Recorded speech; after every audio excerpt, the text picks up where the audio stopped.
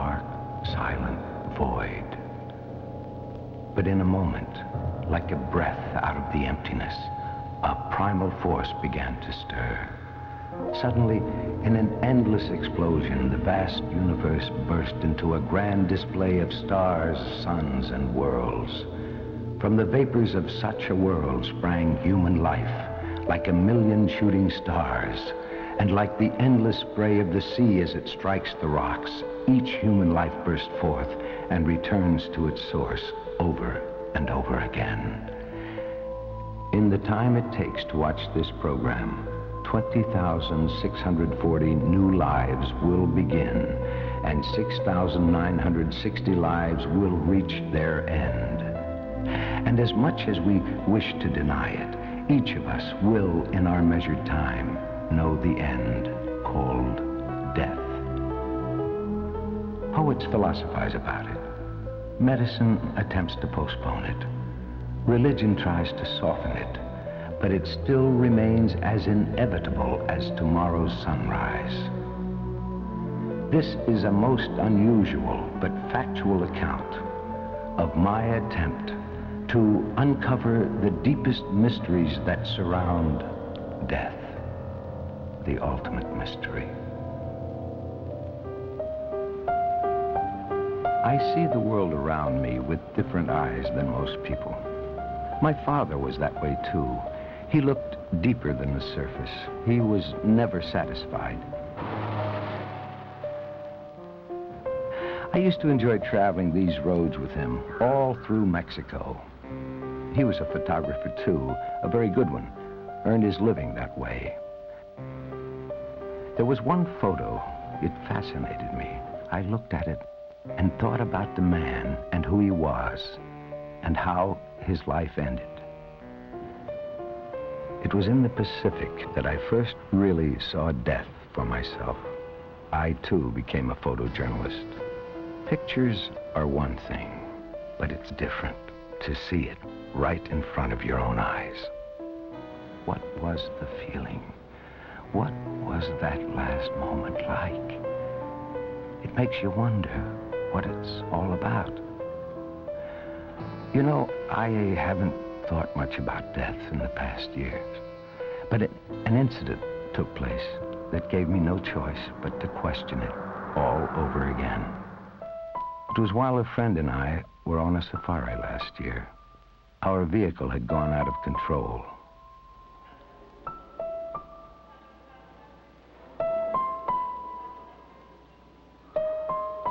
It was happening to me. It was strange, as if I was witnessing my own death. The experience changed me. I came through it.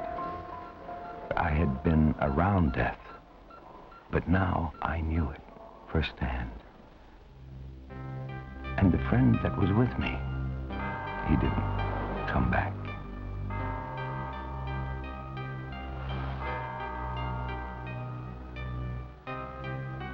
I'm on my way to the cemetery here in Guanajuato, Mexico.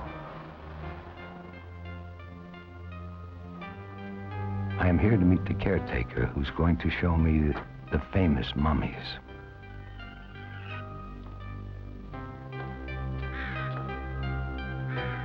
Why are we so ignorant? Blindly accepting the idea of death, being stuck in a box to rot in the ground. What is that silent conspiracy of nature that keeps us from knowing what it's all about? I guess this is one of those shallow graves that they put the poor in. If they can't pay their perpetuity, they dig them up in 5 years, and they're made to stand against a wall. I had long heard about the mummies here in Guanajuato, Mexico. Bodies that look as if they were frozen at the moment of death. They say you can almost feel what these people were going through in their final moments. We all fear death because it is the unknown. But I feel if I could look at it, just get close to it, try to understand it more, maybe then the fear would vanish. And that's why I'm here in Mexico, to see death itself, face to face. You are the American that wanted to see the mummies? Yes. Okay, follow me. Now let me explain you about these mummies. These mummies that you see here, they have been on display here because their relatives, they couldn't afford to pay the perpetual care for them. So after 5 years, when they had been exhumed, they were brought here. I see.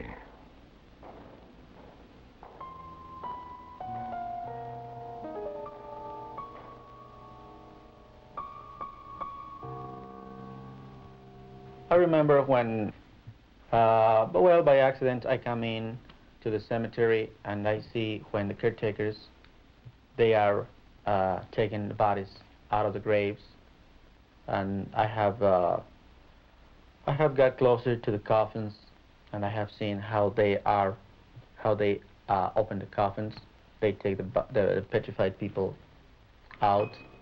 They have to take the bodies, the clothes off. They have to do some disinfection to these people. Tell me, what do their faces look like? Oh, well, they are pretty much the same as you see here, as you see them here. The men have hair, the eyebrows. You can see the mustache and the beard of these people. I understand that the hair and the nails on the bodies actually grow after they're buried. This is also what I have heard about it. I have heard that their hair keeps growing, as well as their fingernails. I remember about a poor lady, a friend of mine, who was buried alive by mistake. This lady was buried in a state of coma, and when she was exhumed 5 years later, she was found from upside down. She turned over herself, so we guess that she was buried alive. And I remember also this woman, friend of mine, you see. This poor lady died during her pregnancy. You can see here the shape of the baby on her stomach. I see. Have they been of any help to you in thinking about life after death? Well, I have come to the conclusion that death is the beginning of a new life. We don't have to worry anymore about pains, just about nothing. What about these people here? Well, you know, these people, this is just material. These are not anymore human beings. Their souls, I guess, they are resting forever. Are you afraid of the bodies? No, oh no. I'm used to them.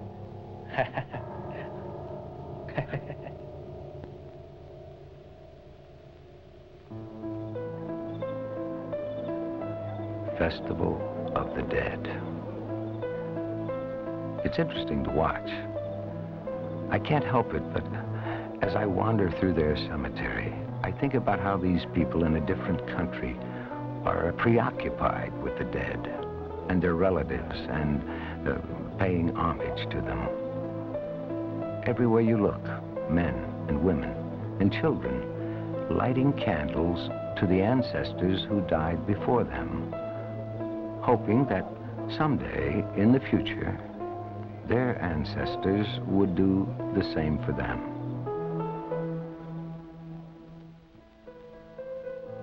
As I return home to Los Angeles, I keep thinking about what I'd seen in those faces in Mexico.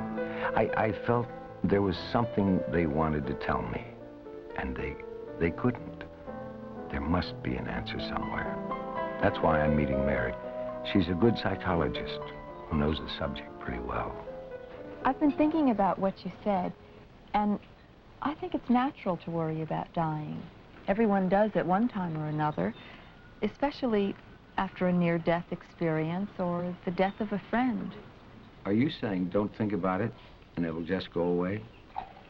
Naturally, it won't go away, but as long as you dwell on it, you're really avoiding living. Now, hang on a damn minute. As a professional, what do you tell people when they ask you about it? That's too philosophical. I really don't deal with those kind of questions. I'd refer them to their priest if they had one. Everyone has an opinion, right? But who in the hell really knows? I mean, isn't it amazing? You should talk to someone who deals with the subject, like Dr. Armstrong. Who's he? Well, he was Surgeon General of the Air Force, father of space medicine, and directed a lot of research while he was head of the Aeromedical Research Laboratory. He spent a lifetime studying death and is now retired down in Texas. Is death a horrible or painful experience? No, quite to the contrary. It's never distressful in any way, and in some cases it is rather a pleasant experience. The reason for that is that during the last stages of a fatal illness, the vital centers of the body begin to fail, particularly the cardiovascular system and the respiratory system, so that you begin to get a lack of oxygen to the body tissues. And when that occurs, and that always occurs in the final stages of dying, the effect is just the same as you would get from the use of morphine, sedatives, and all of the different types of drugs that are used to kill pain and relieve anxiety. Interesting. Any evidence that anything continues after death? That question has been investigated over the centuries by numerous scientists, and in no case has it ever been proven that there is life after death. But on the contrary, it's never been proven that there isn't life after death. Didn't the ancients think a lot about death and the life after? They discussed it openly and freely, and made various attempts to ease the situation. And for example, the Old Testament mentions death twice as often as life. The Hindu Vedas were devoted almost entirely to the subject of death. Much of the ancient Chinese literature also. And the Egyptian Book of the Dead consists of 166 chapters and was probably one of the most prominent writings of their time. I have a couple of books on the subject here that this is the Egyptian Book of the Dead and the Tibetan Book of the Dead, and you can take these with you if you would like. I'll just leave them there and you can take them when you leave. Thanks. Is there any investigation going on related to after-death experiences? There are several studies underway based primarily on the fact that a considerable number of people who have been near death have had dreamlike visions, and in some cases that has been thought possibly to be proof of life after death. You've been very helpful, Doctor. Thank you. I'm on my way to Cairo to look into what the ancients taught. Oh, yes. I think Egypt is the logical place because our earliest information on writings on the question of death came from Egypt.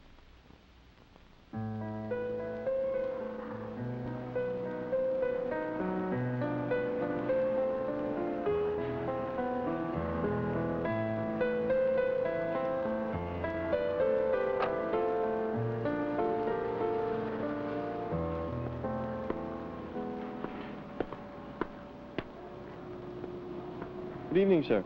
Good evening. Going to Paris? To Paris and then on to Cairo. Okay.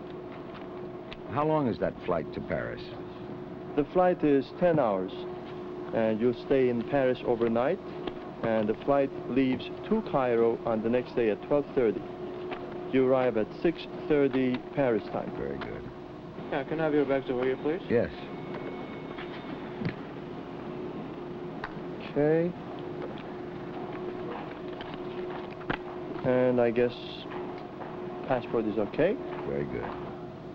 Boarding is at gate 28 and it starts at 9:30. I give you a non-smoking aisle seat, sir. Thank you very much. Here's your boarding card. Thank you. Have a nice flight, sir. I hope to.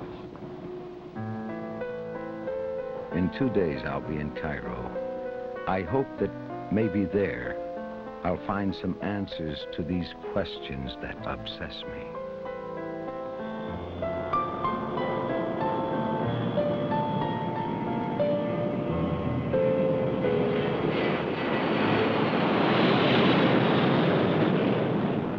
Would you like a drink before dinner? A martini, thank you. Martini. And you, madam? I'd like a glass of red Bordeaux wine, please. Will you be staying over in Paris? No, just a stopover. I'm going to Cairo and then Bombay. Oh, that's very interesting. Business or pleasure? Neither one. Pursuing an interest. The famous ancient city of Cairo. Here is one of the oldest civilizations on Earth.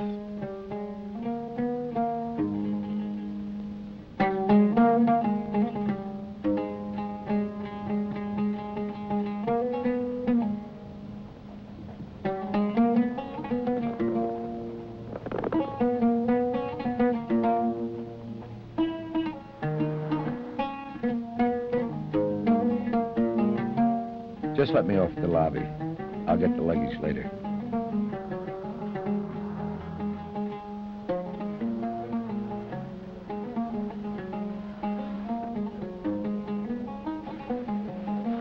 Thank you.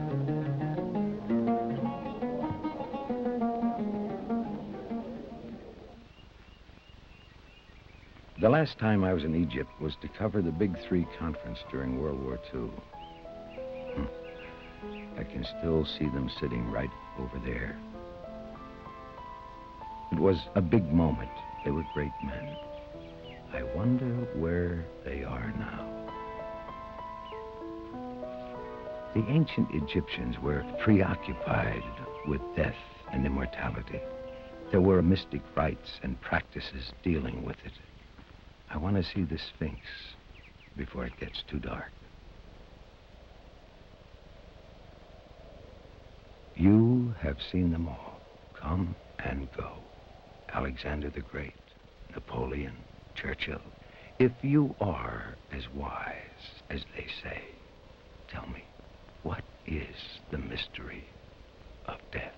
This is the great Sphinx of Giza, 5,000 years old. It knows the answers to all the mysteries. Want to buy a souvenir?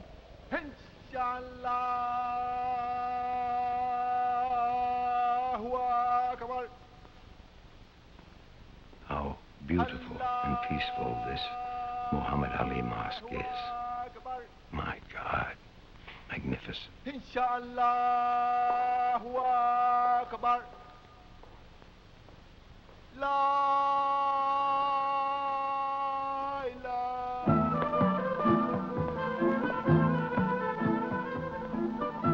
What a contrast, this old, bizarre section of Cairo. Some of these shops go back centuries. It looks like, well, like time stands still. Want to buy a scarab?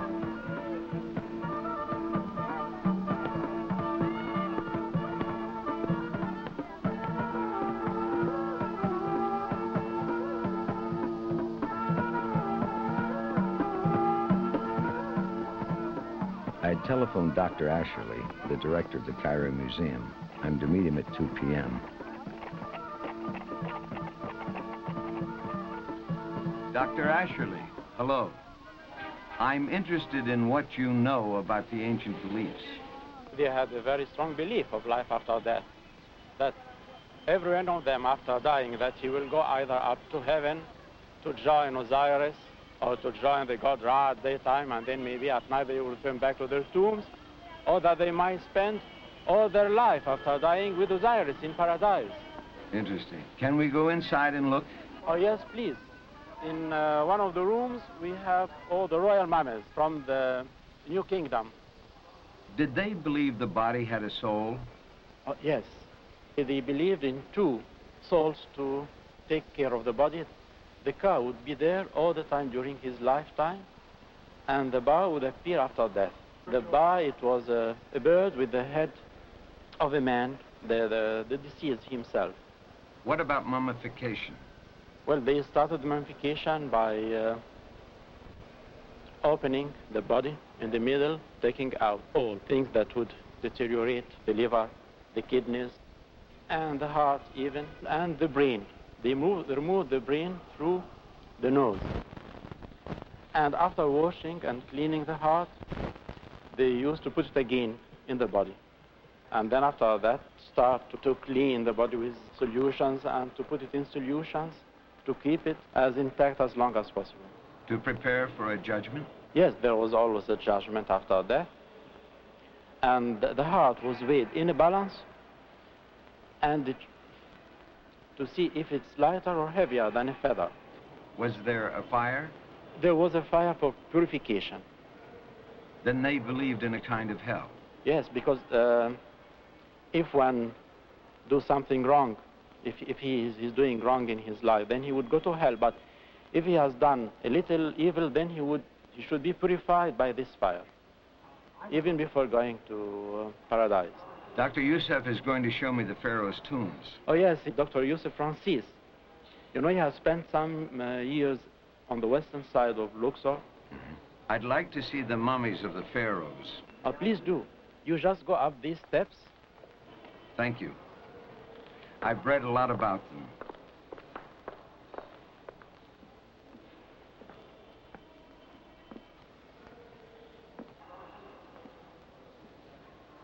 Well, great Pharaoh, did you ever think you'd end up like this on display?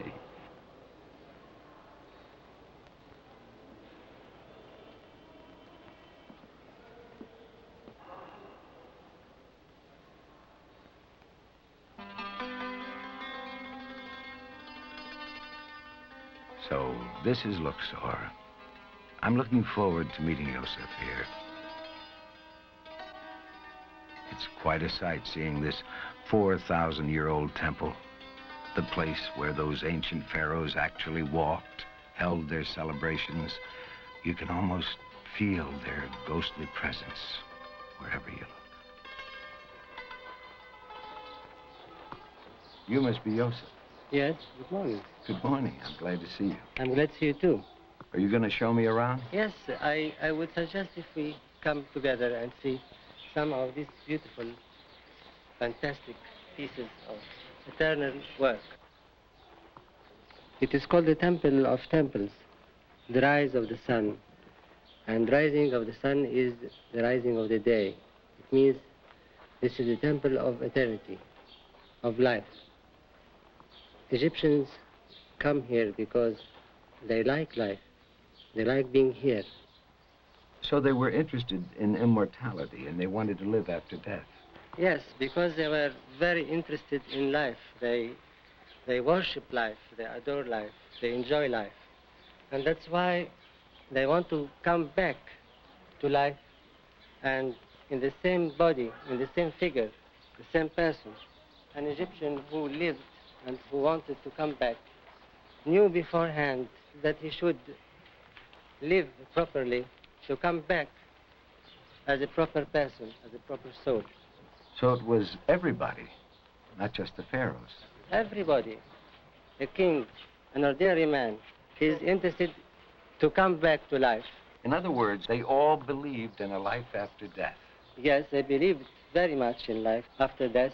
When we go to the other side of the Nile, when we go to Habu, and we meet there face to face with what the Egyptians have celebrated and done to live this other life, we'll understand it. Looking forward to it. We spent here 2 years studying antiquities, living with life and also living with death. Life in this bank and death in the Valley of the Kings. My God, this is wonderful, marvelous, fantastic, because Yesterday, I saw the pharaoh's mummies. Tomorrow I will finally see the ancient tombs where they came from. It's a beautiful morning to cross the Great Nile River. Nice, cool.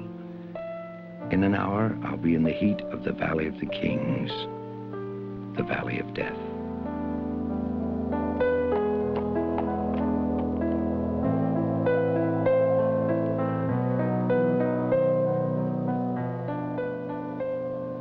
There stand the great Colossus statues, as if they are guarding through eternity the tombs of the pharaohs I am about to see.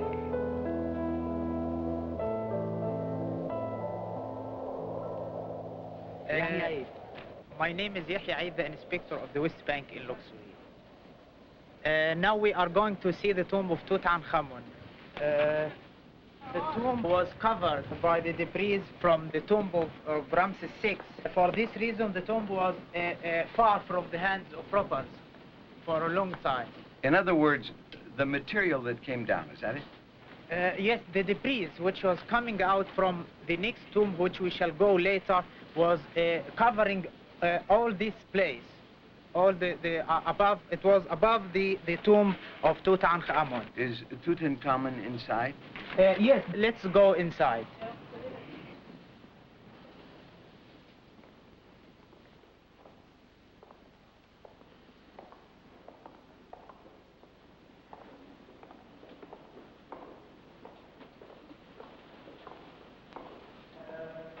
And we like to explain this scene. This is the only scene which is representing the funeral procession for the mummy of the king itself, which is starting from the Nile to the grave here, or to the king's valley, and is dragged by the family and the friends of the deceased. In that tomb, is that really Tutankhamun inside there?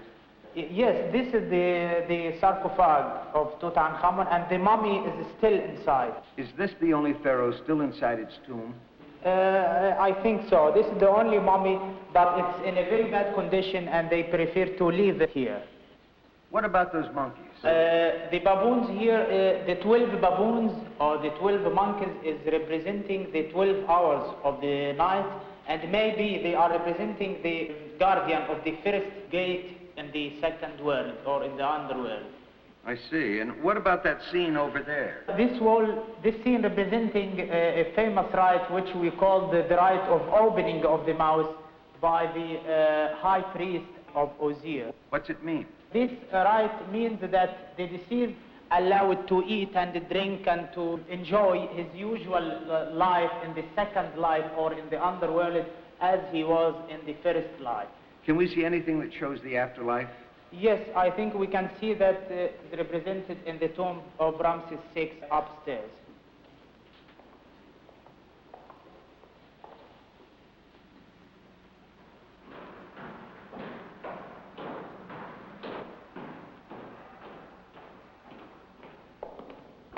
Now we are in the burial chamber of the tomb of King Ramses VI, which was including the mummy inside the sarcophage, which is broken or destroyed now by the robbers of the ancient Egyptian times.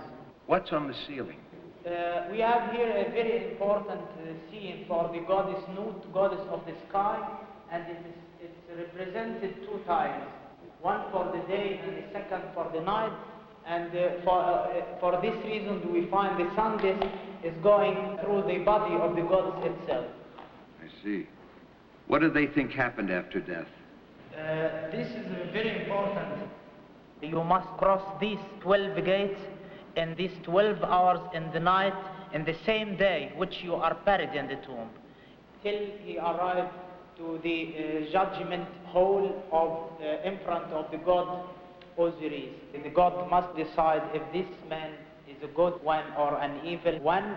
If he is a good man, he must be exported to the paradise or the Yaru fields, which he can cultivate the land and enjoy his time in a place full of fruits and all kinds of food and drinking. What happens if you didn't live an honest or good life? Then you will be destroyed by this animal which is called the Amid. And then you will live in your tomb all the time without food, without drinking, in dark life.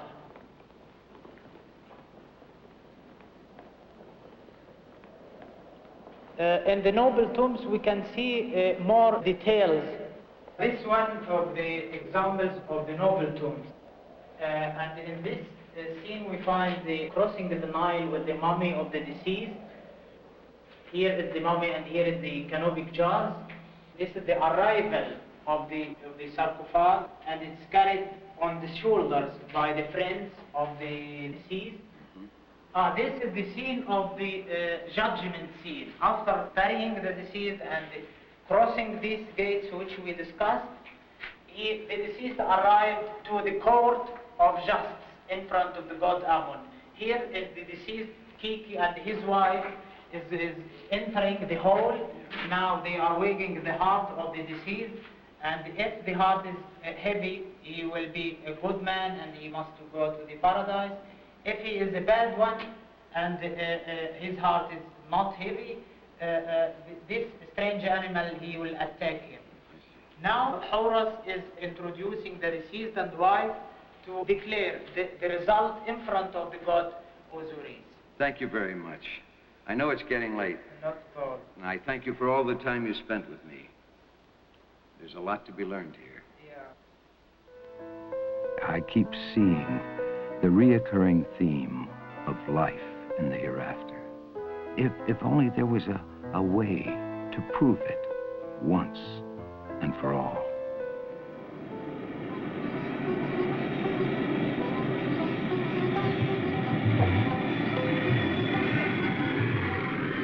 India.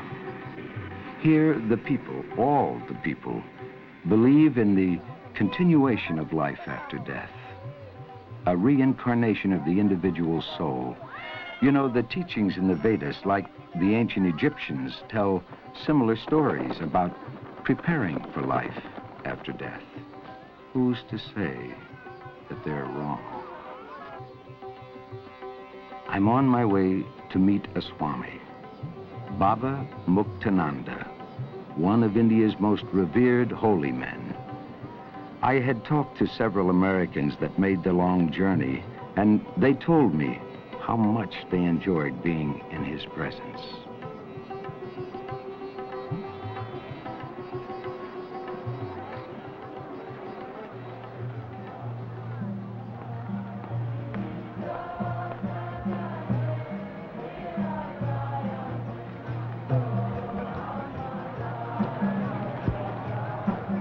Greetings, Baba.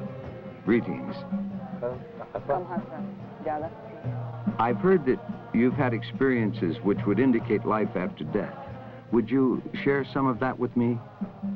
हमका अभी जो एक heart attack हुआ था उसमें मेरा पूरा मौत का अनुभूति हुआ हमको. A while ago, I had a heart attack. In that heart attack, I experienced my death completely. बहुत बड़ा मेजर था. It was a massive heart attack. हाँ ये अटैक हो के गिर पड़ा. After the heart attack, I just fell down. हमको गिर पड़े तक याद है. I remember that I did fall down. फिर 11 डॉक्टर लोग भारी सर्जन आके खड़े हुए मर गए वो. Later, 11 great surgeons, specialists were standing by, and they said I died. परंतु किसी एक देश में हम ऐसा चले गए. I entered into a different space. वहाँ मेरे गुरु महाराज जी. There, my guru was there. वो 2 घंटे मेरे से बात की. He spoke to me for 2 hours. 2 घंटे तक डॉक्टर लोग सब ऐसा करके देखते थे क्या हुआ. इतना बड़ा एक अच्छा पानी का गति क्या हुआ. For 2 hours, all the doctors were dejected. They couldn't understand what happened to this big Swami. 2 घंटे के बाद बाबा जी बोले कुछ नहीं जाओ ये हमको पूरा स्मृति है वो लोग से. After 2 hours, in the space where I was, my Babaji told me, go. Nothing is going to go wrong. एकदम आँखें खोल के देखता सब लाइन में डॉक्टर लोग बड़ा खड़ा है. As I opened my eyes, I saw that all the doctors were standing in line. हम देख के आशा उसको. I looked at them and smiled. अभी तुम लोग भोजन करो बोलकर सो गए. I told them, go for lunch, and I went back to sleep. दूसरा दिन उल्टा तो कुछ नहीं. The second I woke up, nothing was wrong. हमारे सब मरे हुए कई आदमी हम उधर पहचाना उधर मिले हमको. In the world of death, I saw my relatives. I saw people who I knew. वो उनसे भी सिद्ध होता कि मृत्यु है, मृत्यु के बाद जन्म भी. From this, it is very certain death does exist. After death, there is life. वस्तुतः मृत्यु निद्रा से एक बहुत बड़ा अवस्था नहीं है. Death is no greater than the state of sleep.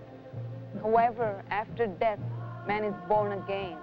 और जन्म बाद पुनः अवश्य एक दिन मरता. After he is born, certainly he dies one day. मगर ये केवल शरीर के लिए है, आत्मा के लिए नहीं. This is restricted to this body, not to the self. अभी कल का कपड़े बदल के आज दूसरा कपड़े पहने हैं हम. Yesterday I wore other outfit and today I'm wearing different clothes. कल का कपड़े बदल दिया. I changed yesterday's clothes. ये दूसरा आया आज का. Today they are different. इतना ही है मौत. कल का शरीर जो न बदल देना और नवा शरीर प्राप्ति करना. This is how death is. Today you have this body, and the next day you have a different body when you're reborn. हाँ. Can the soul be seen departing from the body? कुछ अच्छा प्रकार से जिसका मृत्यु होता वो कुछ देख सकता. उसका आत्मा को देख सकता मनुष्य. If a person dies very beautifully, then the soul is seen when his body dies. हाँ, मृत्यु जाते भगत जीवात्मा एक ही स्थान से जाता नहीं. It's not that when the body dies, the soul, or the individual soul, leaves the body from one place. किसका आँखी से चले जाता, आँखी का द्वार निकाल जाता आत्मा. Sometimes the soul leaves through the eyes. इसका नाक के द्वार निकाल जाता. Sometimes through the nose. इसका मुंह के द्वार निकाल जाता. Sometimes through the mouth. For this reason, sometimes you see the dead bodies having their mouths wide open. जो आँखी से निकाल जाता वो बड़े पुण्यात्मा. If the soul leaves through the eyes, then that means that person is very virtuous. उनके लिए एक शरीर मिलता, महाकरण शरीर. वो शरीर तिल का बिंदु इतना है, वो बिंदु द्वारा नीला चमकते ऐसे जाता तो हम लोग देख सकते. ऐसा चले जाता. The soul has a beautiful body, which is also called a supracausal body, and it is of the color of the blue, and it appears as a blue dot. It is the size of the sesame seed, and you see the soul departing in that body, in that vehicle. हम लोग देखा ऐसा. I have seen it. I thank you for your time, Baba. I found everything you said very interesting. In a few days, I'm returning to America. Thank you again, and I hope I can talk to you again someday. Tata.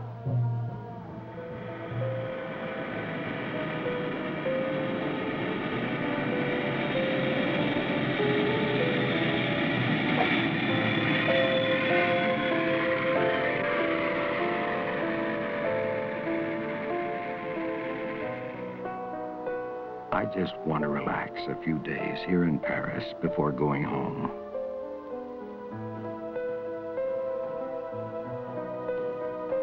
Looking around at Charles de Gaulle Airport makes me think, yeah, we've come a long way since the ancient Egyptians. Or have we?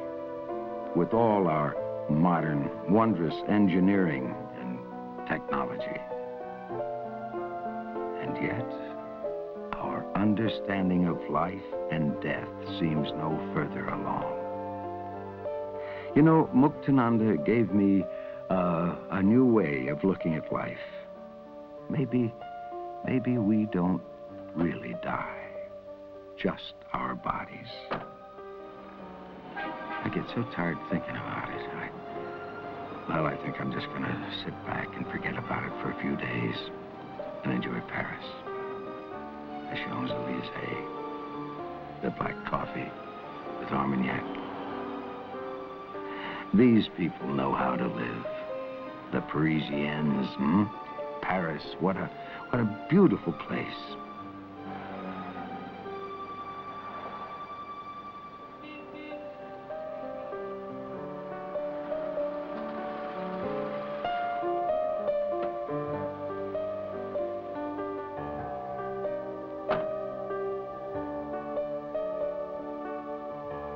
What a great place to, well, just relax and not think about death anymore.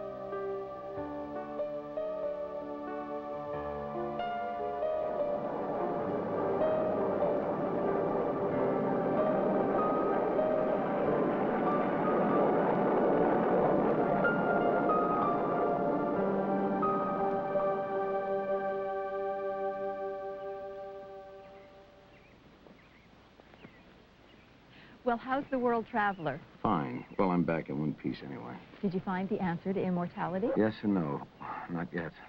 I feel tired. You look tired. I'm worried about you. Don't worry, I'll be all right. There's so much. It's difficult. When someone's looking for answers like you are, it is difficult. But you know, you got me interested in the whole subject. Have you heard of Dr. Rawlings? He has a cardiac diagnostic clinic in Chattanooga, Tennessee. Here's his book, Beyond Death's Door. I've heard of him. Go on.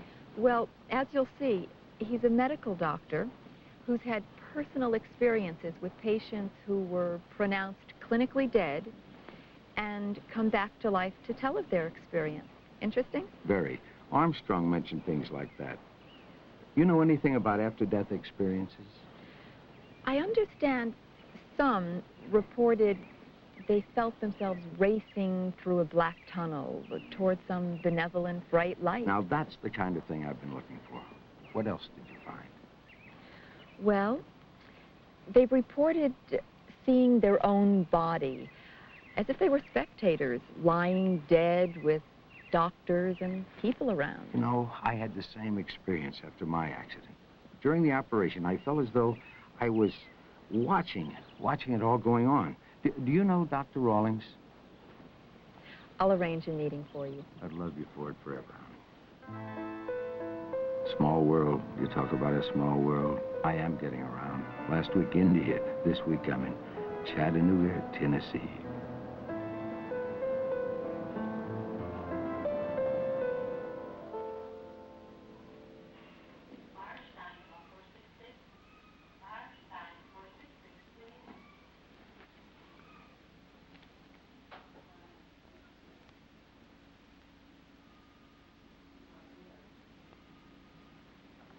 Yeah, well, if he looked like he had trouble on the lidocaine, you better change him over if he's still got a lot of extra systems. Come in. Been looking for you. Have a seat over there. Thank you. And then call me back as soon as you get another cardiogram, and we'll make a comparison to see if he's had any more damage. See if you do that, and then let me know when you get it. Thank you. Right, thanks. Good to see you. Been looking for you. They said you had some questions for me. Be glad to answer them. Doctor, I was wondering, how did you get interested in the after-death experience?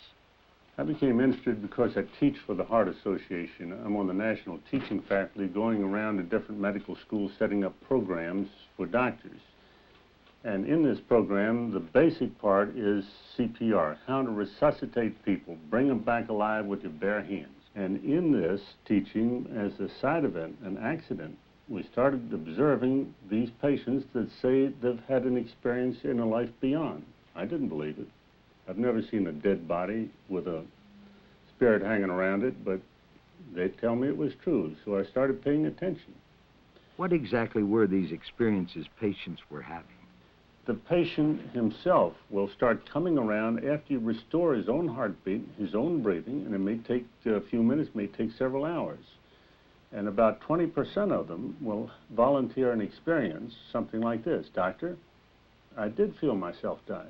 Right after I got that crushing pain I felt, my heart stopped. And then it didn't hurt anymore.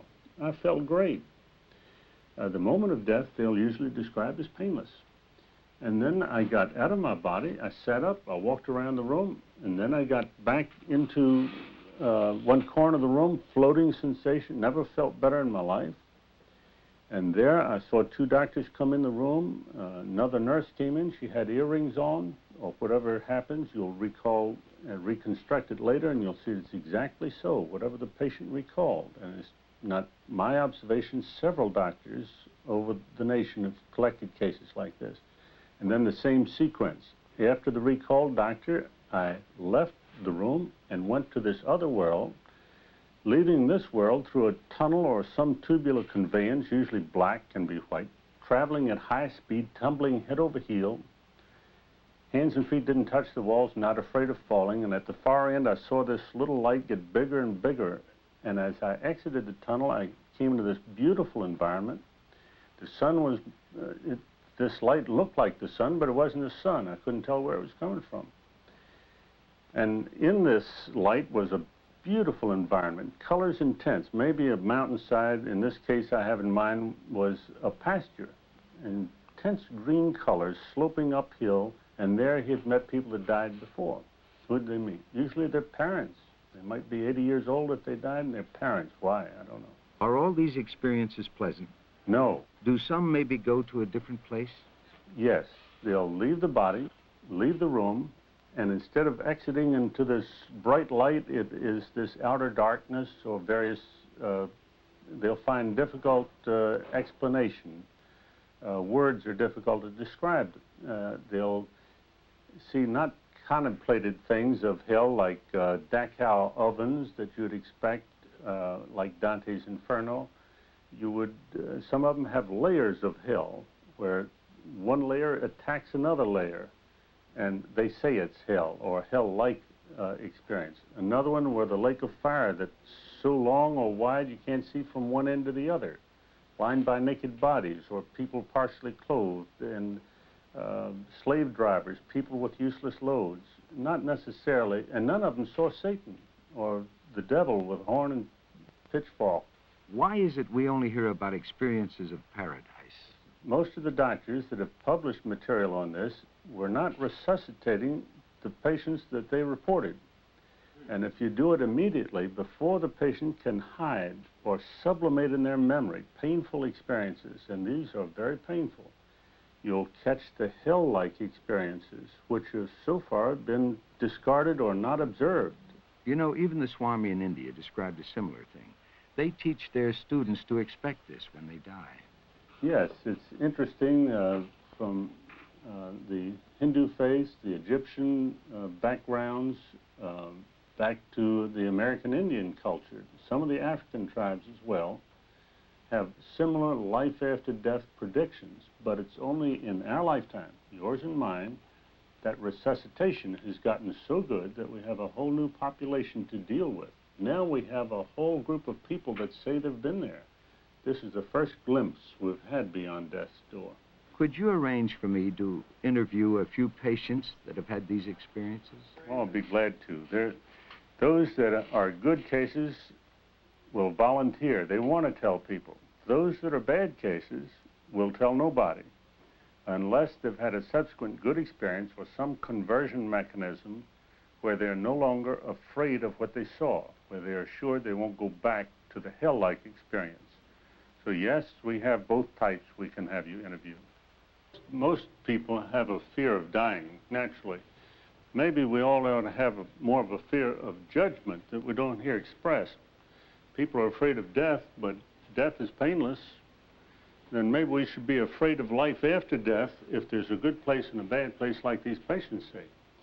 By the way, in here, Mr. Robert Smith is our first patient. I'll be back after making rounds. Hi. Dr. Rawlings said I could come in and see you. Yes, I was expecting you. Mind if I ask you some questions? Have a seat. Be glad to answer them. What about these experiences that you had that Dr. Rawlings was telling me about? Well, I came in the hospital in '76 for heart surgery. I had a triple bypass. During this time, I don't remember when or where, but whether it was a clinical death, I died, the doctors told my wife and family. What happened to you then? I went to hell. It was a very big dark room, like a tunnel light, and I was a-fighting and a-begging. It was awful. It was just hell, and these better places for a person. I never want to go there again. It's still, I still see it occasionally now, and it'll always, I guess, remain with me. What did you see? Well, there were people there like myself. They were tied and bound down, and they were begging and screaming. and wanting to get out of there, not go through those doors. And where those doors led, I can't say. Get out of where? What were these people like? They were dressed in dark uniforms, just normally people with no smile, or just walking around and pushing those guys down as their turn come, I guess you'd call it. Did they talk to you? The only thing they said to me is that we'll get you later. Did the experience change you? Well, I feel that the Lord left me here for judgment later, that he gave me another chance to straighten my life up.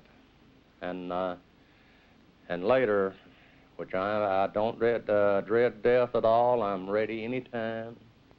It doesn't bother me at all to think about it. But I'm sure that someday I will stand judgment, that I've got a better place waiting for me when that time comes. It's very interesting. I'm glad you shared the experience with me.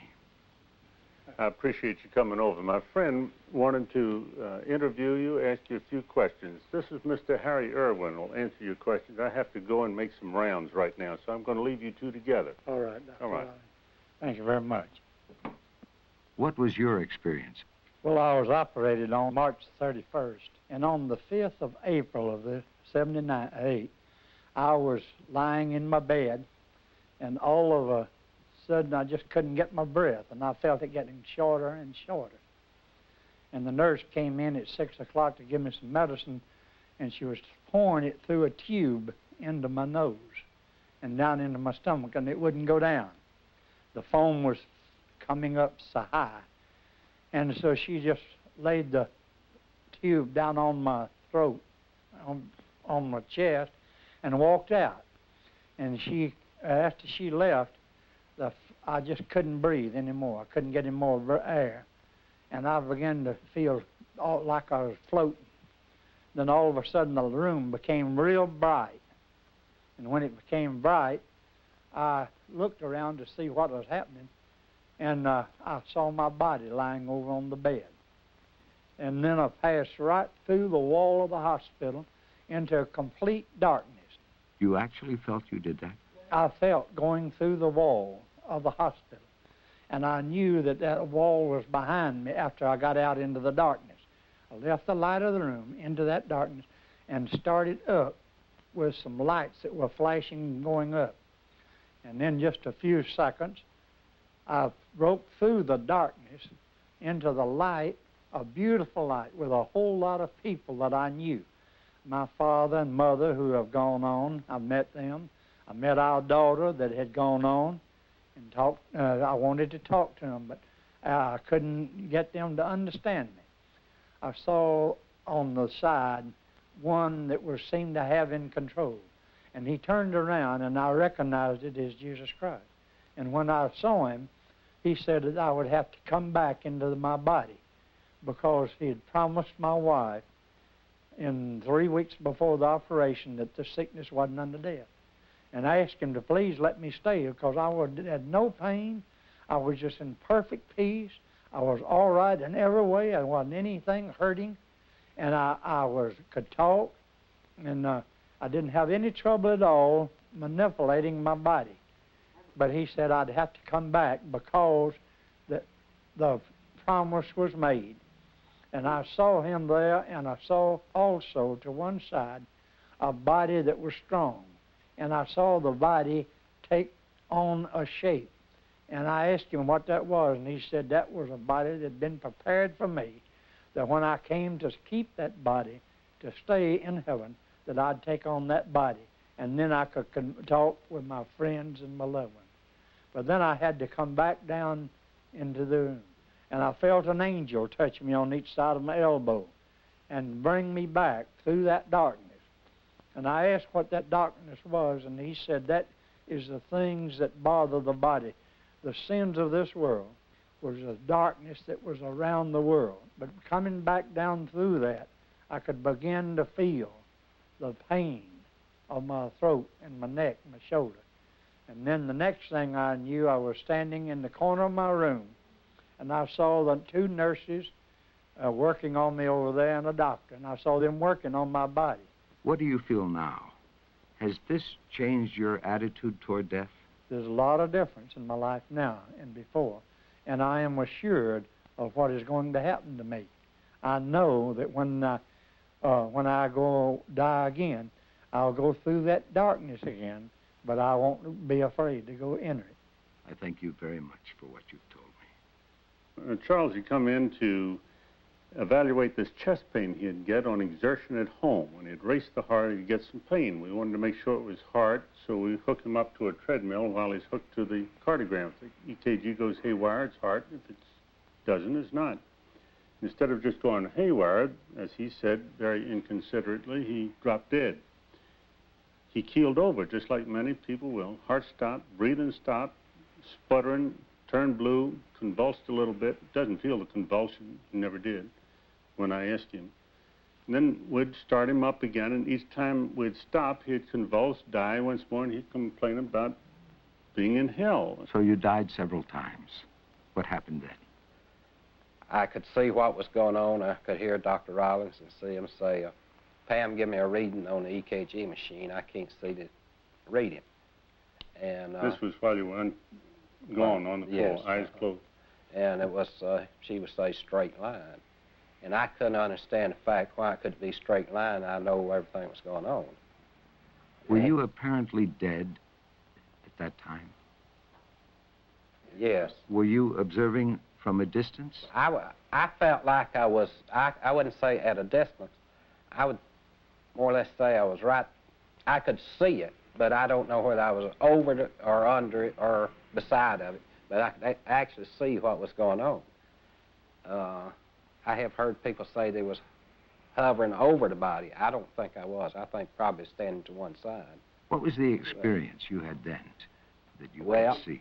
I could see all I'm working and calling in code 99, and I went back out from that, from another clinical death. I went into another one from there, and I saw my mother and my stepmother. My mother passed away when I was 15 months old.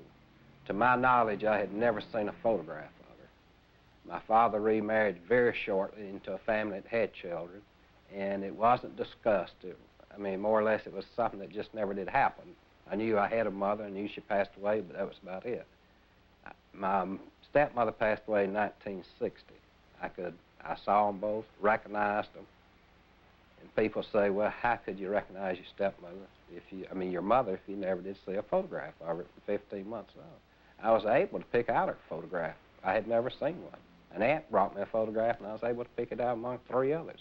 There's just no other way to describe it. You had to be where they were. What is your feeling about after death now?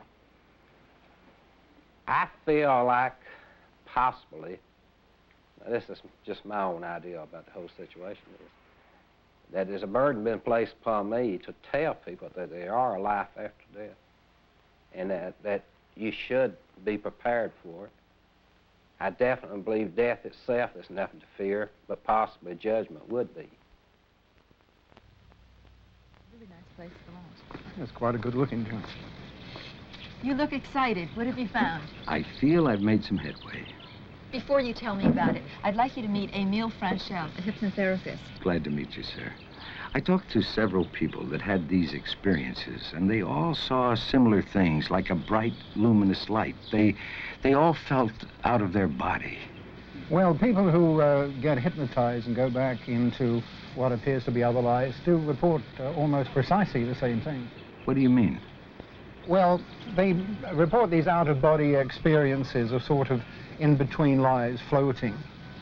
Sounds interesting. What do you mean by in-between lives? Well, when you regress somebody back and they appear to come out in another life, you bring them forward in time, they go through their own death. After that, there's a period waiting from that life to another life. And in that period, they invariably report the same sort of thing, where they are waiting invisible or a cloud or something of the kind. You mean people actually go back? Oh my God, if that's at all true, it really is evidence of something happening after death. Sounds fascinating. I wish it were true. But You shouldn't jump to conclusions. Oh, no, we're not really jumping to conclusions, but, you know, still they come forward, these subjects, with dates and places and times that tie in and correspond correctly. How do you explain? You mean a prior life? Well, all of it I can't explain, of course, but nevertheless, that's what happens in many, many cases.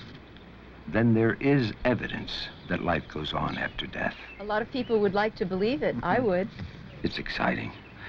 I'd like to prove it for myself. If you could regress someone to another life in time, and they could give you dates, names, information that wouldn't be possible for them to know, wouldn't that be something?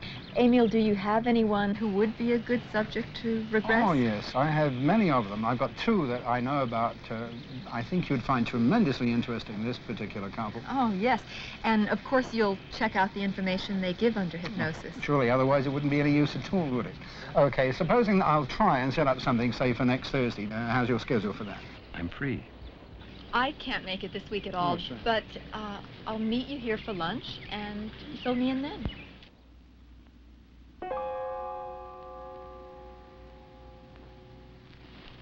Oh, hello, come on in. Why don't you make yourself comfortable in the chair over there? I've been working with this lady for a few minutes now, taking her slowly back in time into her childhood and then into her infancy. All right, let's go ahead and see what we get. All right, I want you to relax and go deeper and deeper asleep. You're going back in time, backwards to conception, and let your mind continue back in time if you can. If you can sense anything in any way beyond that point of conception, tell me about it.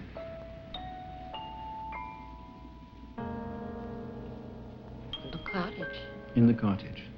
And you are in the cottage? Just some cooking over the fire. You're cooking over the fire. What's your name? Mary. Your name is Mary? Do you have a last name? Marley. All right, Mary Marley. Where is this cottage? Was in County Clare. County Clare? Yes. And where is County Clare? In Ireland. In Ireland. What year is this? Do you know the year? 1834. 1834. Uh-huh.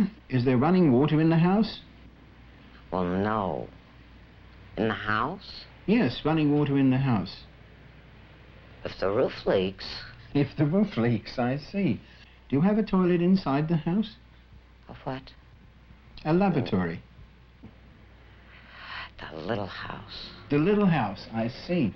And the little house, does it have, is that inside the house or outside? Inside the house? Of course not. I see. You wouldn't have one of those inside the house, huh? You're very strange. Yes, that's true. All right, are you married, Mary? No. I see. Do you have a boyfriend? Oh, no. How old are you? 14. 14, I see. Mary Marley, you're going forward in time. Can you go forward to your 21 years of age? No. Why is that?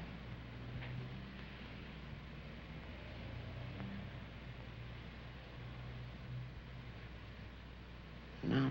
Well, go far forward as you can from 14 years of age, and then tell me about it.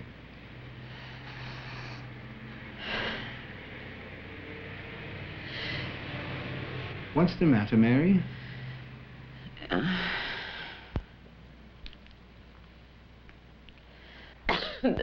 Fever. You've got a fever. What happens to you, Mary?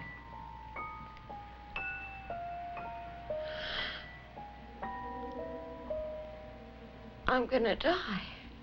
Are you, Mary? Come away from that scene and let's go forward in time. Relax, feeling very much at ease. You're being born. Your name is Patty. You're growing up. And with your friend, Emil Franchel, in his office. In a few moments, when I ask you to awaken, you will be able to do so, and you'll feel quite wonderful.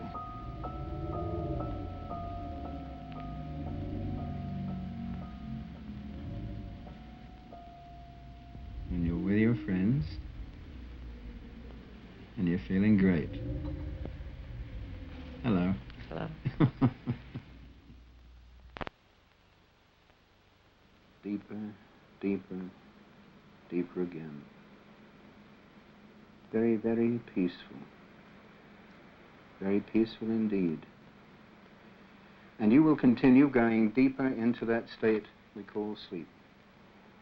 Until finally, when you are fully and deeply asleep, and in that state we know as somnambulism, where you become unconscious, your conscious mind temporarily in an obeyed state, then to signify this, you will open your eyes, and the opening of the eyes will be a locking mechanism. It will lock you into that state until I ask you to awaken. Now you may close your eyes and go even deeper asleep. Okay, I think we have a extreme depth here in this lady because I've worked with her before. And now we're going to go back prior to birth to see what we can find. All right, Beverly, if you let your mind drift back in time to the time of your birth, before then to conception, and let your mind travel back. And if you can travel back and you can see, feel, or sense anything in any way beyond that point of conception, I want you to tell me about it. There's no rush or hurry. You can take all the time you need and be perfectly at ease. I'm going to begin again. You're going to begin again. That's good. You look happy about it. What happens?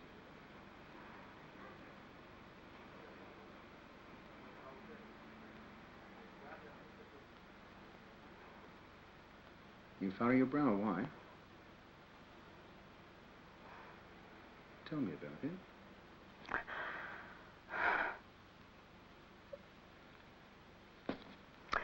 It's gone. What's gone?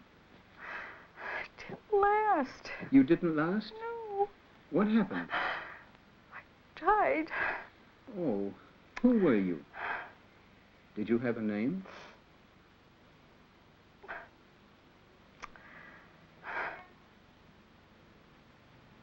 You were annoyed. Why are you annoyed? Because it was so short. How long was it? 8 hours. 8 hours. And did you have a name? It's Baby Jean. Baby Jean. Baby Jean. Don't be worried about that. Come away from that Baby Jean now. Continue backwards in time.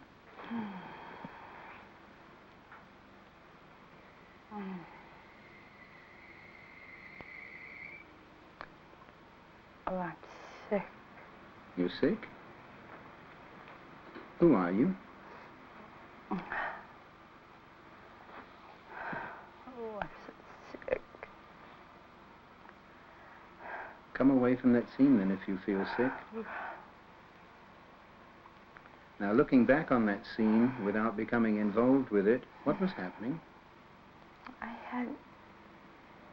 I had a disease. Mm-hmm. I had scarlet fever. Scarlet fever. How old were you when you had the scarlet fever? I was too old to have scarlet fever. I was old. I see. I was very old. Mm-hmm. What is your name? I don't have a name. Well, right back there when you were sick, what was your name? My name was Jane. J-E-A-N? Yes. And your last name? It's MacDonald. Jean MacDonald. Yes. You were very old then. How old is very old? Oh, I think I was 40. 40? 40-something. 40-something. I was very old. 40-something is very old. All right. Continue back in time. Go away from that scene. Continue back as Jeannie MacDonald. Just continue backwards in time until something else stands out in your mind, and then tell me about it.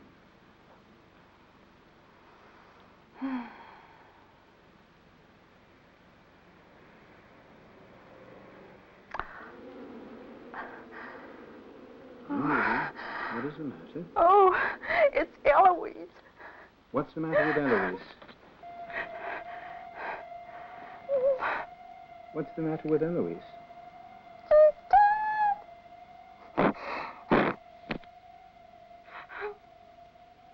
What has happened to Eloise? Dad, the horse got her. The horse got her. Oh, the horse got her. Oh. Who is Eloise? Who is Eloise?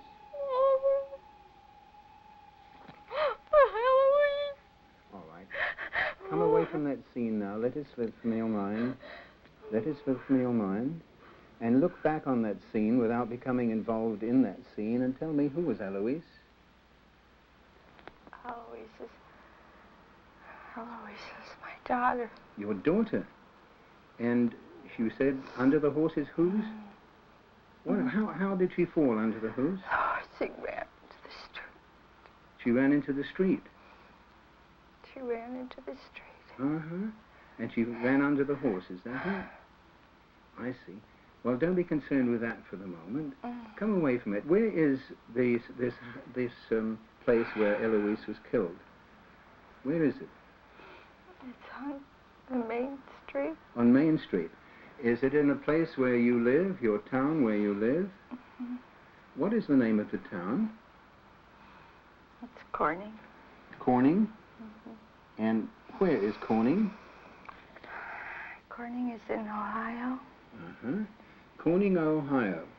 Do you know what date it is when Eloise was killed? Yes. What date was it? It was December the 12th. December 12th? What year? 1898. 1898. I see. All right, Eloise has been killed. You live in that town of Corning. Yes. And what is your husband's name? John. John. And where does John work? John works at the stables, at the livery stables. At the livery stables? Yes. Does the livery stables have a name? Yes. What is the name of the livery stables? It's Kincaid. Kincaid. I see. Do you often go into town? No, not often. Mm-hmm. But you do go into town. Do you know the town very well? Can you describe the town? Yes. What does it look like? Well, it's not a large town. And it has stables, and it has a general store. It has a train. A train? There's a station there? A railroad station? There's a depot. A depot. I see. What was the name of the railroad? I don't know. Didn't the cars have a name on the side that went through there? There's ZZ. What was that? There's ZZ. ZZ? What did that stand for? I don't know. What did you used to call it? Or everybody called it? It's a zigzag. The zigzag? Looking back at that place, you gave me a date just now, December the 12th, 1898. Do you remember the day of the week that was? All right, don't be concerned about it. Do you know the day of the week it was? It's Monday. Monday, December the 12th, 1898. When Eloise was hurt, was she seen by a local doctor? She wasn't hurt. She wasn't hurt? She was killed. She was killed outright. Was Eloise buried locally? Yes. She was buried in a graveyard somewhere. Whereabouts was she buried? She was buried in the graveyard outside of town. Was it a church graveyard? No. Municipal graveyard? Yes, it was the town municipal The town? playground. Yes. I see. Yes. Did Eloise have any friends? Yes, she played with the girl, little girl that lived about, she lived on the other side of the creek. Mm-hmm. They used to spend a lot of time at the creek. Did they go swimming in the creek? Yes. Mm-hmm. Were they supposed to? No, Why? because it's dirty. Why? It's dirty. It's dirty. I think you said it smelled a bit before, didn't you? Do you have a town doctor? There's Dr. Eichmann. Dr. Eichmann? No, It's not. no. What is his name? It's Eichenbaum. Eichenbaum, I see. Did you go to school in town? Yes. What was the name of the school?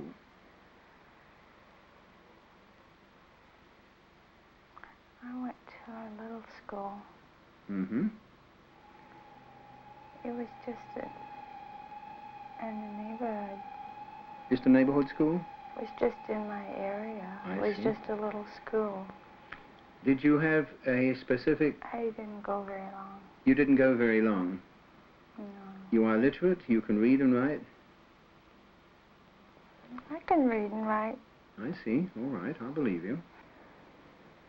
You're looking at your house now, and I want you to tell me about your house. Can you describe it for me? It's very dirty. It's supposed to be a whitewash. Uh-huh. It's supposed to be sparkly and pretty, but it's dirty. Why is that? Well, it's because of the factories. Something in the air, you mean? Dust or gas? Oh yes, lots of things in the air. Well, you said it was supposed to be very white and whitewashed, and... But it doesn't last. What It color just is gets it then? so dirty. Mm-hmm. It's kind of a yellowish, dirty. Because the paint is yellowish. Yes, I it's a yellowish, gold, dirty color. Dirty color, all right. Do you have a newspaper in town? Yes. What's the name of it? It's the Corning Breeze. The Corning Breeze. Newspaper. I see. I would like you to go forward in time to the point that you said you were very ill. I'm so sick. Uh-huh. Then what I happens? I don't want to be any sick anymore. You don't want to be sick anymore? No. Then what happens? I don't want to be here now. You don't want to be here anymore? Not now. I'm so sick. All right. Then what happens? Oh, I don't want to be here now. No, I don't want to. I'm so sick. All right. Continue forward till you're no longer.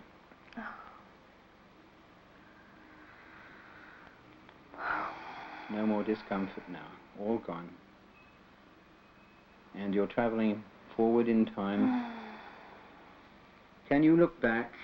You've smiled. Why are you smiling? It feels so good? Yes. I see. All right, you're traveling forward in time. I was so sick. You were so sick there, yes. Can you see yourself looking backwards in time, looking from where you are now? Can you see yourself being sick there, being perhaps in bed or whatever? Yes. Can you describe what you see? I was very sick. Very sick. I died. You died? Yes. You said you were an old lady of 40 what? I think I was 46. 46, an old lady. Yes. All right, travel forward in time then. And I'm glad I'm not her anymore. now, were you satisfied with her? I was glad that it ended. Okay, fine. Then feeling absolutely wonderful in mind, in spirit, in body, mentally, physically, in all possible ways. Feeling just great. Very slowly then, you can awaken.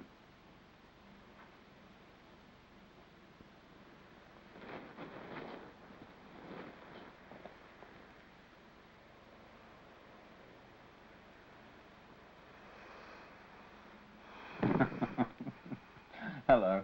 Hi. Huh? Hi. How do you feel? I feel good.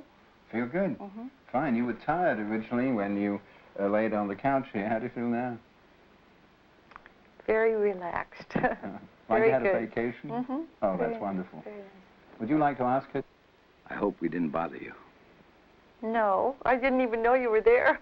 Really? No. Emil, would you mind asking her if she's ever been to the place she mentioned? Surely. Have you ever heard of the town of Corning, or have you ever been there to the town of Corning, Ohio? No. Never. Does the town of Corning, Ohio have any connection, as far as you know, to you in any way whatsoever? In no way whatsoever. No connection whatsoever? No connection. You ever remember reading a book or hearing about a play concerning Corning, Ohio? Never. Never? Never. Nothing at all in your mind that you know about this town? No family members, no friends, nothing. no nothing. Well, I think that's part of your answer.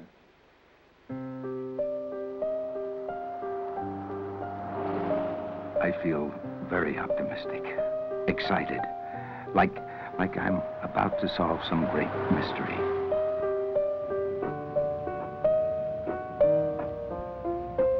There's Corning, and I'm on my way. I wonder how it'll match everything she described under hypnosis. Only time will tell.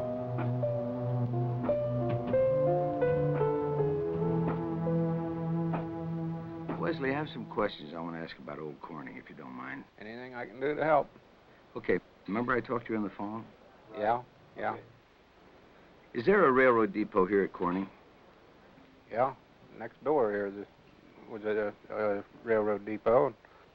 What was it called?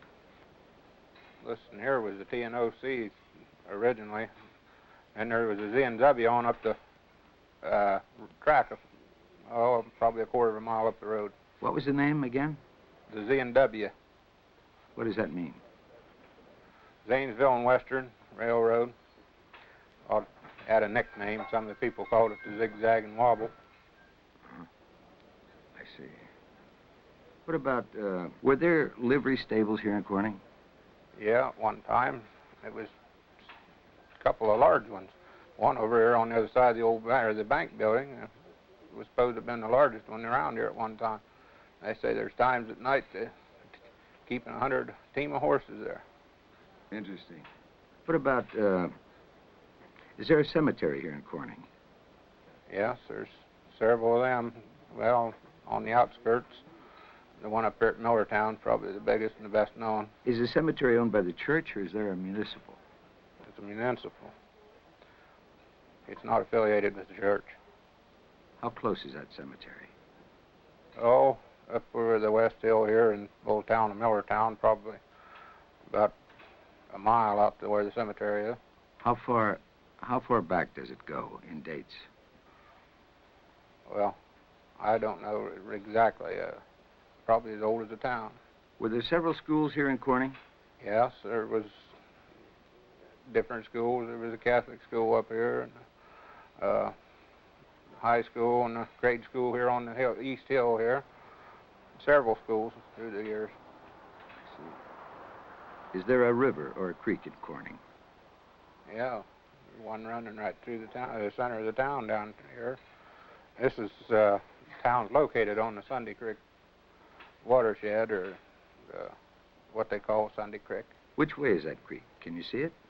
Well, yes, you can glance outside there and look right up the creek. Were there factories or mines in this town? Mining was your main employment here. Well, even when the town started, the mines bought the railroad, and together the village prospered just a short time after it was started. It was 8, maybe 9 pretty good-sized mines right here. Was it very dusty or dirty right here around the 1900s? Well, from what I know, I've never seen it, but I've had older people tell me that there's days when the mines was working and the steam engines was in the town here and running, and be a fog over the town like you couldn't see it sometimes. Was there anybody named Eichenbaum in this town? Yes, there was Samuel Eichenbaum. He run the clothing and dry goods store here on the other end of this block. Up until last year, it was still in the Eichenbaum family. Have you ever heard of any McDonald's? Yes, the name's familiar with me from the fact that the first settlers in Monroe Township was John McDonald and James Dew, first known and recorded settlers in Monroe Township. It was when, it was probably in 1832 when he come here. What about Kincaid? Does that ring a bell?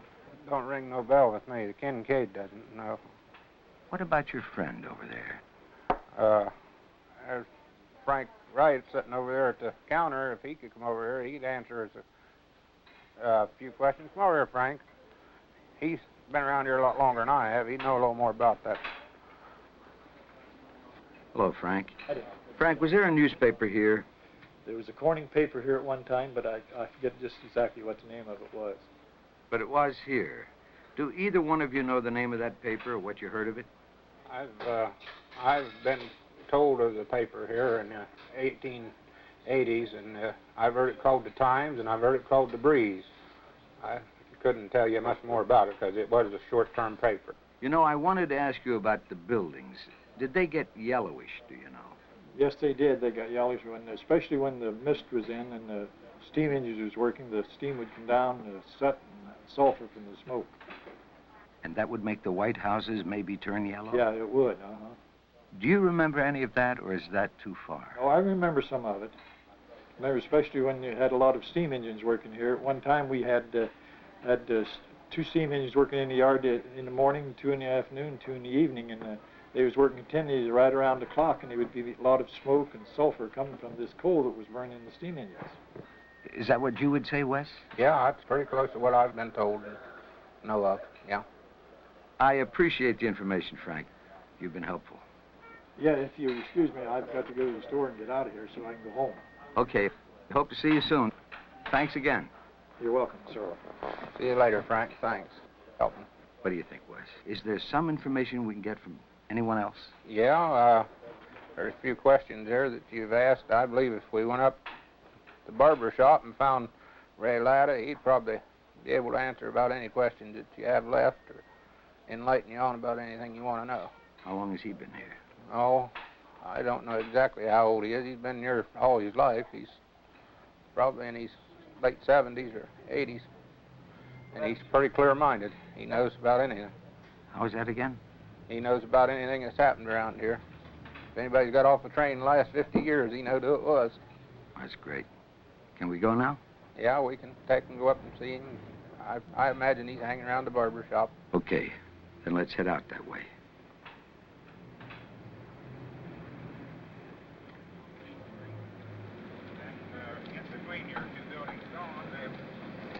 Well, clothing store at one time and a confectionery in there.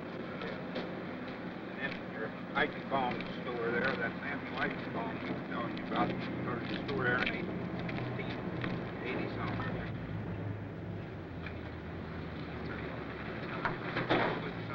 The old drugstore building here, one of your older buildings there on Main Street.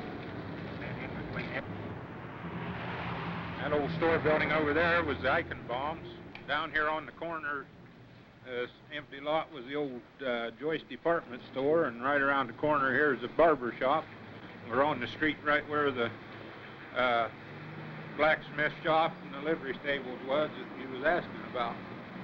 And Ray Latta over here in the barber shop will be able to enlighten you more.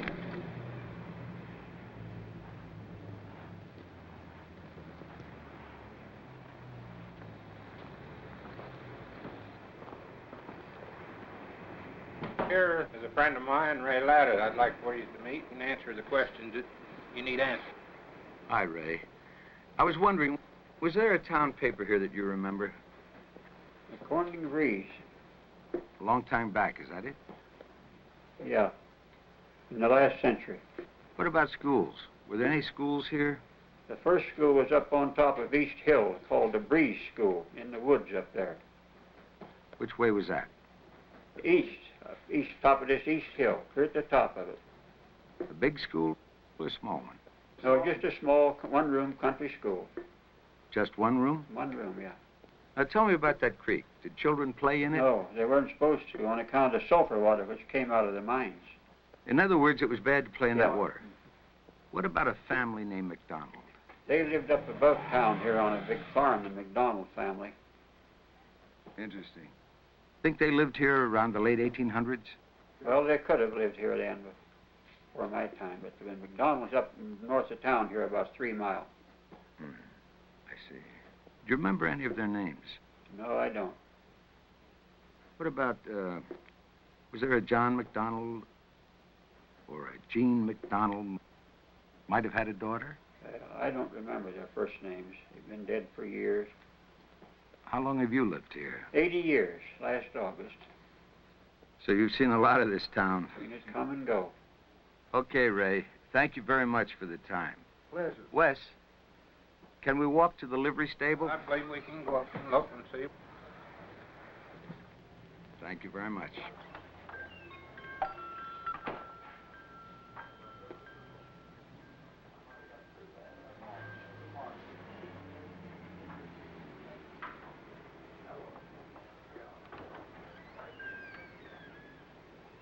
Here we are headed on up towards the brick building up here, which used to be the livery stable that you was mentioning earlier. Been a Ford dealership at one time. Now it's an aluminum plant. It was a wooden structure at the time. It was a livery stable. I hope I get to the cemetery before it gets too dark.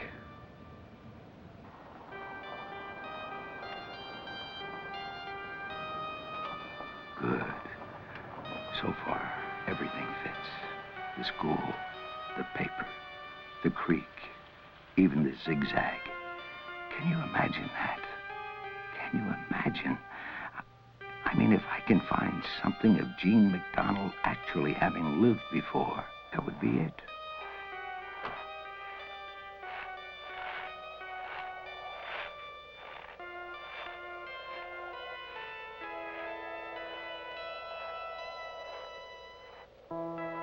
There it is, McDonald Tombstone.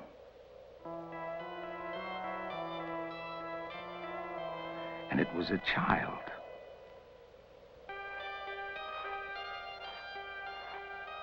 And there's John McDonald, her husband's name. I just can't wait to get back.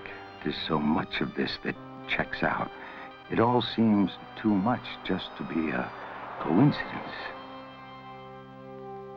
Well, Doc, I found enough to prove to me that something exists after death. I mean, how do you account for the fact that she knew the railroad's name, the newspaper, even where it was located? There's no way she could have known. Emil, what about you? I've checked her out too, and as you said, I even checked her with hypnosis as well. There was not a single thing anywhere that I could come up with where she had had any connection with the town of Corning, Ohio, in any way whatsoever, either consciously or unconsciously. She identified those pictures. Yes, she did. And to a point that was quite amazing. She even identified things, as you saw, that she could, even the people in town didn't know of who were alive today. It really makes a believer of you. What's next? Emil, is it possible to progress a person into his own future? Well, let's say it's possible to progress somebody forward into a future. Whether it is going to be the future is something else. There is a past, because it's history, but there are unlimited futures to get into. Could it be your future is something else. I really would like to try. I really would. Well, it's an idea for an experiment. Be careful. You might come up with something you weren't expecting.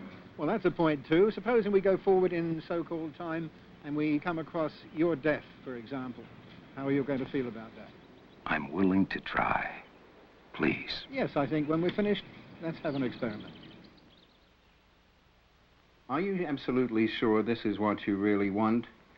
You know, you could progress yourself forward into what appears to you to be your own death. Now, that frightens the heck out of a lot of people. Now, are you absolutely sure this is what you want? I am sure. I've done a lot of searching. I feel confident that I want to, yes. All right. As long as you're absolutely sure, we'll go ahead. Then why don't you relax yourself now nice and easily from the top of your head down to the tips of your toes. Relax yourself very, very deeply. Let your mind drift and wander along, and as I talk to you and your eyes grow heavy, close your eyes. Now, let your mind wander forward into the future, anywhere at all in the future that stands out clearly in your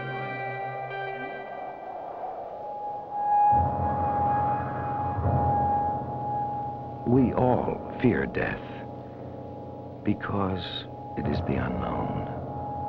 But if I could look at it, just get close to it, try to understand it more, maybe then the fear would vanish.